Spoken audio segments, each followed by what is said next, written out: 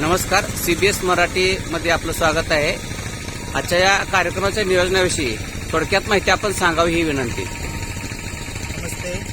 तर आज आपल्या इथं सांगोला भाजी मार्केट येथे तालुका कृषी अधिकारी कार्यालय सांगोला व कृषी तंत्रज्ञान व्यवस्थापन यंत्रणा सांगोला यांच्या वतीनं रानभाजी महोत्सवाचं आयोजन करण्यात आलेलं आहे.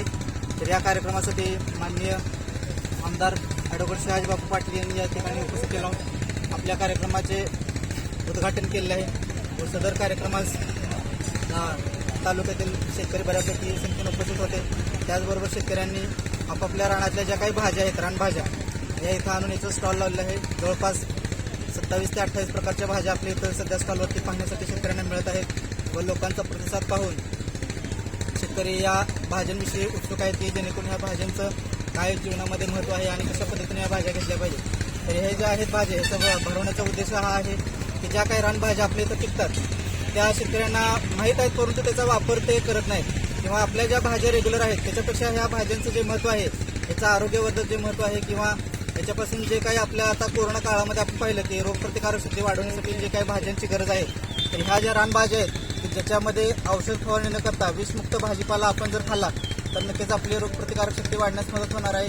आणि ह्या ज्या भाज्या आहेत ह्या आपल्या रोजच्या परिचयाच्या भाज्या असून आपण त्याचा जर आपल्या आरोग्यामध्ये जर जीवनामध्ये जर रोजचा वापर केला तर जेणेकरून ह्या ज्या काही आदिवासी भागामधून जर पिकणाऱ्या भाज्या आहेत तर त्याच्यासाठी सुद्धा त्या शेतकऱ्यांचं मनोबल वाढेल आणि त्यांना सुद्धा याच्यामधून आर्थिक स्तर उंचावण्यास मदत होईल.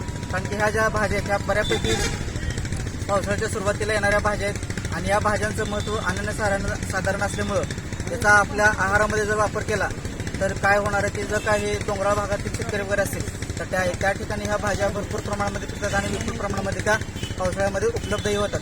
तर त्या भाज्यांचं जर विक्री करता आली आणि याच्यासाठी जर मार्केट स्थापन झालं तर त्या शेतकऱ्यांना आपण त्याचा फायदा होणार आहे, त्याचा मोबदला मिळणार आहे.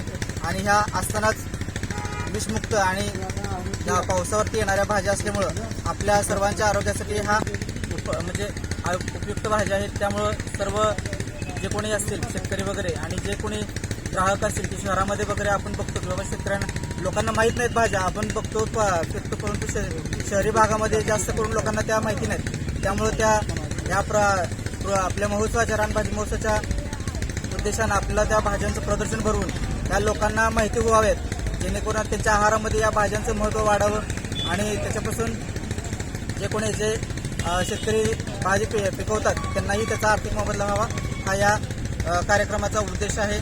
आणि शक्यतो सर्व